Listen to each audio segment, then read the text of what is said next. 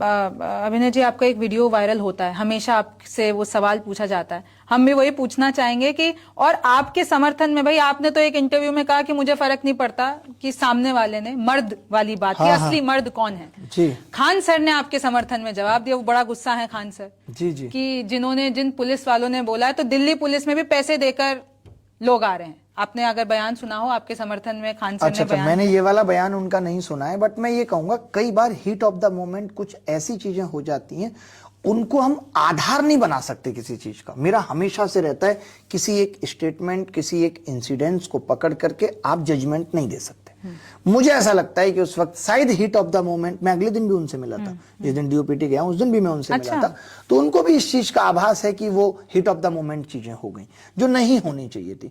तो ऐसी चीजों को तो हमें इग्नोर करना पड़ेगा। ऐसी चीजों से क्या होता है कि मुद्दा भटक जाता है। मुद्दा यहाँ बच्चों के हितों का है, मुद्दा यहाँ सरकार से हमारी कोई लड़ाई से नहीं है, मुद्दा हमारा यहाँ पुलिस से लड़ाई से नहीं है, हमारा उस खराब सिस्टम की लड़ाई से जिसमें हम पुलिस और सरकार से सहयोग चाहते हैं कि आप सहयोग करिए, हमसे जानिए कि सिस्टम में कहां कमी है और उसको ठीक करिए।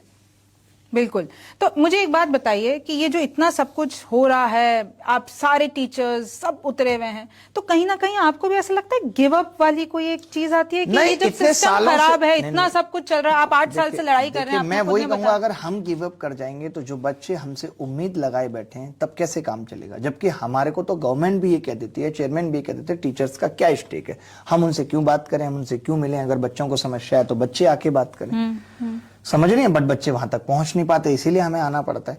तो अभी मुझे ऐसा लगता है कि जो चैनल्स बने हैं कि जो एग्जाम में गड़बड़ियां हो रही हैं उस पर सवाल पूछा जाएगा, कब तक माफी देते रहेंगे, और फिर कुछ एक प्रॉपर प्लानिंग बनाई जाएगी कि किस तरीके से इन समस्याओं से निपटा जाए।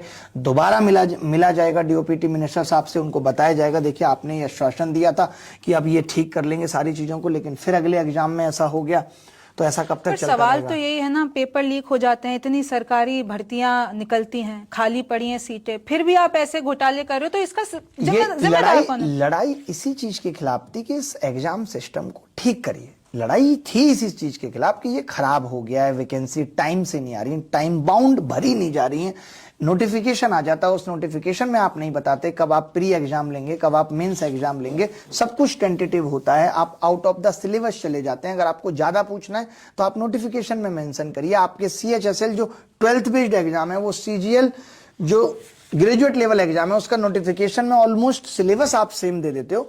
तो इन सब चीजों में सुधार की जरूरत थी। सुधार, अपडेशन मांग रहे हैं हम कि एजुकेशन सिस्टम को अपडेट करिए। वो जो पुराने तरीके से चल रहा था उससे भी ज्यादा। तो आपको क्या लगता है सही तरीका क्या होगा? या तो ये जो इतनी कमियां हैं उसको ठीक करना, या फिर ऑल टुगेदर एक नया सिस्टम बना देना? क्योंकि आपके यूपीएससी देख लीजिए, ऑल टुगेदर नया सिस्टम बनाना एक सोल्यूशन है, बट मुझे ऐसा लगता है कि इसीलिए इतने सारे इन्वॉल्व किए जाते हैं लोग कि हम एक दूसरे पे आरोप करके निकल जाएं कि ये इसकी कमी की वजह से हुआ है। अगर कोई बच्चा एसएससी का फॉर्म भरता है तो जिम्मेदारी सिर्फ एसएससी की है, जिम्मेदारी सिर्फ एसएससी चेयरमैन की है कि वो ठीक से क्यों नहीं करा रहे, और नहीं करा रहे तो उनको अपने पद को छोड़ देना चाहिए। उन पर एक्शन क्यों नहीं हो रहा है? उन पर एक्शन क्यों नहीं हो रहा, और उनको खुद इस्तीफा दे देना चाहिए कि भाई मैं I can not handle this.